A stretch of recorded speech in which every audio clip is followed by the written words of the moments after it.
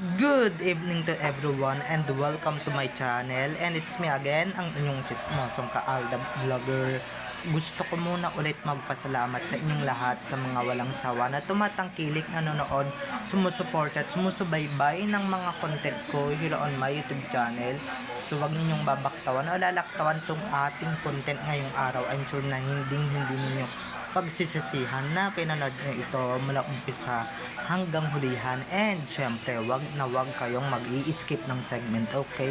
Buuin nyo to at tapusin nyo to hanggang huli, and don't forget to share this video at very interesting tong ating topic for today's video agad-agad. So dumako na tayo sa ating main topic for today's video.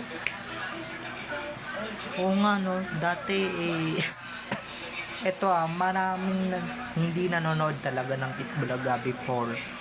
But when Aldab came or main came on that Itbulaga, marami nang nanood. Wag na kayong ano dyan. So, ito na guys, watch this. Mamaya ipapaliwanag ko sa inyo ng buong buo. So, ito na guys, watch this.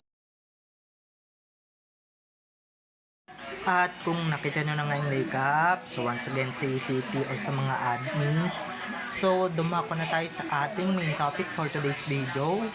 Gaya nga ng sinabi ko kanina, alam ninyo guys, at I'm sure alam din naman ng karamihan sa management ng Bulaga na nung dumating talaga yung album, doon talaga limpak-limpak yung viewers na nanonood sa kanila. Kasi ako, diba dati kami, limbawa kami na lang, or ako lang ba talaga yung nanonood lang dati pag Pinoy Henyo, tas nililipat na agad sa Showtime. Diba, maraming naka-experience niyan guys. And syempre, when Aldab came to their lot sa Itbulaga, doon na mas dumami yung viewers nila. Pero yung mga solo fans ni May, nanonood na talaga ng Itbulaga since then. Kasi nga, si May Mendoza, nag-upisa siya April 1, 2025, o 2015, sorry, 2025 tuloy. 2015. So doon pa lang talaga, audition pa lang niya, nanonood na yung iba dyan, diba? Aminin nyo, lahat tayo nun Showtime, diba? Lahat tayo nun maka-ABS, at yung iba sa inyo makakanguso na talaga noon. Tama, o kapuso na talaga. Diba, aminin nyo man sa hindi, Aldab talaga yung nakapagpataas sa ratings ng Itbulaga na naghihinga doon na noon. Diba, lahat na ng ginawa na nga nila Ang tangi na lang nagbubuhat noon talaga nung hindi pa tayo nanonood, or Pinoy Henyo pa lang na pinapanood natin. Pinoy Henyo pa talaga. Pinoy Henyo na lang talaga yung nagbubuhat. Pero saktong-sakto, dumating yung Aldab, yung Aldin at Ming. Talagang doon na, bongga na talaga. Diba, doon na talaga bumongga, dumami na sponsors, dumami na nakakakilala, dumami na yung mga fans. Ako nga, diba, kwento ko na nga yung mga nagkwento sa grandmother ko, dahil nga yung grandmother ko curious siya dun sa niece niya or sa pamangkin niyang babae na tumitingin sa cellphone, ganyan scroll. Tapos sabi niya ng grandmother ko, sino yan, diba? Tapos hindi mo kilala, si Yaya Dab. Tapos yung tita ko, yung tsahin ko talaga is nanonood na din talaga ng Itbulaga, dahil siya rin talaga na-hook na talaga sa Aldab before. Di syempre panoorin mo na yung Itbulaga, diba? Andun yung Aldab, yung bagong love team. Di syempre, diba, lahat yan, na-experience natin yan, at lahat tayo is na-hook na talaga, nakatutok na talaga yung TV natin dun sa Itbulaga. Tapos ngayon, diba, bababuhin nila, walang yain nila, diba? Saan nanggaling yung mga kawalang yaan at kabalbala nila ngayon, diba? Yung dating nagpataas talaga sa ratings, pasalamat kayo sa Aldab, diba? Kasi kung hindi bumagsak yan yung Aldab sa lahat ninyo, wala kayo, tai kayo, diba? Ano lang kayo secondary na lang kayo sa Showtime dahil Showtime na namamayani noon. Tapos ngayon biglang dumating yung Aldab sa lahat ninyo. Tapos ngayon, di ba nakaramdam lang kayo ng konting ginawa, wala na, yumabang na ulit kayo. Di ba? Pero ngayon, wala na ulit kayo. Di ba? Aminin nyo na guys, maraming na ako, diba, dahil yung iba sa atin, busy talaga sa trabaho, busy talaga sa ibang pinapanood, dahil iba pang no time show talaga yung pinapanood natin that time, or that time. Diba, iba talaga yung pinagkakabisihan natin at hindi yung bulaga na yan. Diba, nung dumating lang talaga yung nag-audition lang talaga si Min, alam ko yung iba dyan, nanonood na talaga ng Itbulaga since pumasok si Min sa Itbulaga at Ayaya Dab, wala pang kaliserye, pero mas nadagdagan pa talaga ng bonggang-bongga yung viewers nila nung nagkaliserye July 16, 2015. Kaya, di ba, wala man lang ako naririnig na thank you, salamat man lang sa Aldab. Kasi kung hindi naman dahil sa Aldab, kung hindi naman dahil din kay Alden at May, aminin na natin, di ba, mukhang bangkay na yung Itbulaga before. Di ba, mukha nang mamamatay ang Itbulaga before, eh, di ba? Mukha ng ano na noon eh, kawawang kawawa na yung Itbulaga before, pero nung dumating yung Aldab, biglang sinalba ng Aldab ang Itbulaga, tapos bababuin, gagaguhin lang nila, di ba? Wawalang yain lang nila ng ganun lang, di ba?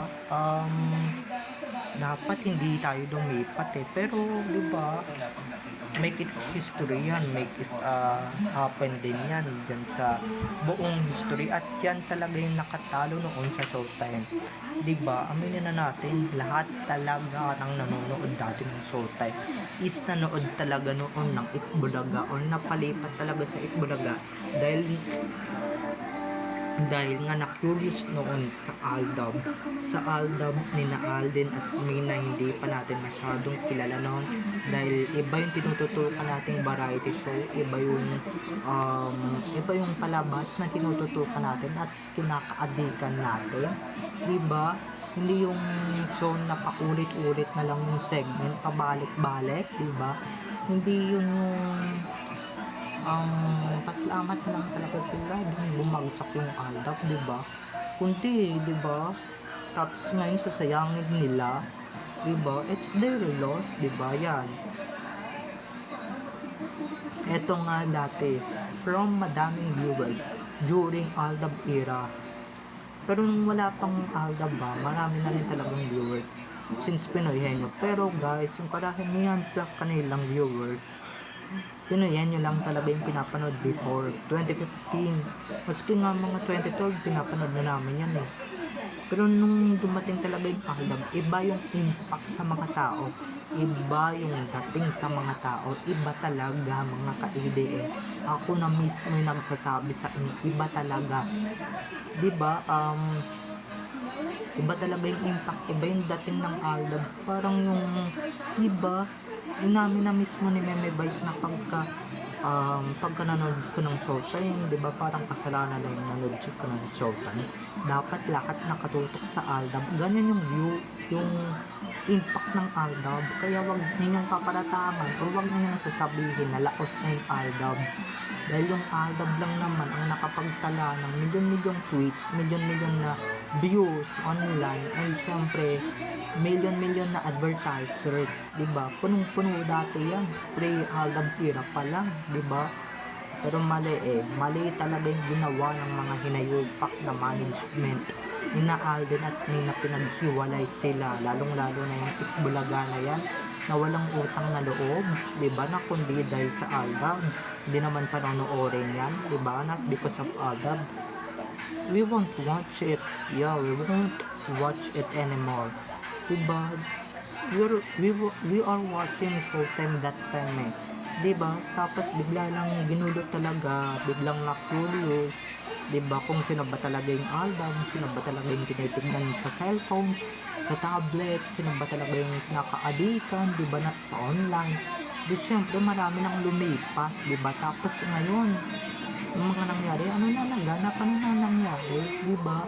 Mapapaganon ka na lang talaga mga agad, mga kaagad. Kaya yung nangyayari ngayon sa Itbulaga, what happened to them is really deserved. Okay, deserve nila yung mawalan talaga ng advertiser. Yung punong-puno dati, wala na, diba? Una lang yan yung album, pinarantado nyo yung album. Ngayon, wala na kayo, nanga na kayo, nasa tait na lang kayo ngayon. Diba? Tapos, hindi ninyo kailangan o ngayon, diba? Yung sinasabi ninyo hindi ninyo kailangan, yan yung nagpataas sa inyo ng ratings that time. Yan yung dahilan ba't kayo nabuhay, diba? Yan yung dahilan kung ba't kami nanood sa inyo for so long, diba? 4 to 5 years until pandemic, diba?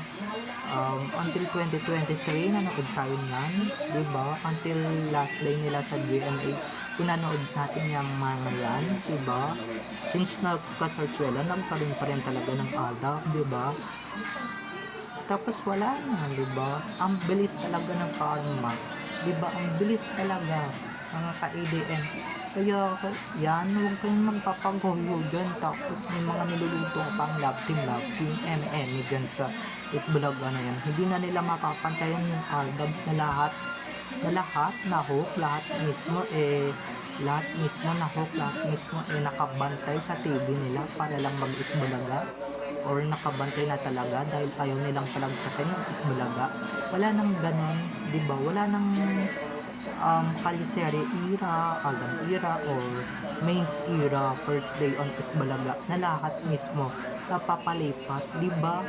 Hindi katulad noon na dati busy ka lang sa trabaho mo, sa kanood mo ng ibang show, ayan na nga, ininaan ko lang ibang programa, diba? Ibang program dyan sa TV, ibang program dyan sa television, diba? Ngayon lang tayo na-hook sa kalan, tapos ngayon na lang yan na agad, okay? So, bye-bye na mga ka-ADN. I love you all. Have a nice day. Keep safe. And God bless everyone. Bye-bye. I love you all. Enjoy watching. Thank you sa lahat ng nanood. And syempre, huwag ninyong kakalimutan guys na mag-subscribe here on my YouTube channel. And syempre, huwag ninyong kakalimutan na i-click ang notification bell para pag nag-upload ako, kayo agad ulit ang makaka-notify ng aking mga susunod pang i-upload na mga videos. Okay? So, bye-bye na mga ka-ADN. I love you all. Have a nice day. Keep safe. And God bless everyone. Bye-bye. I love you all. Enjoy watching. See you on my next videos. Bye-bye.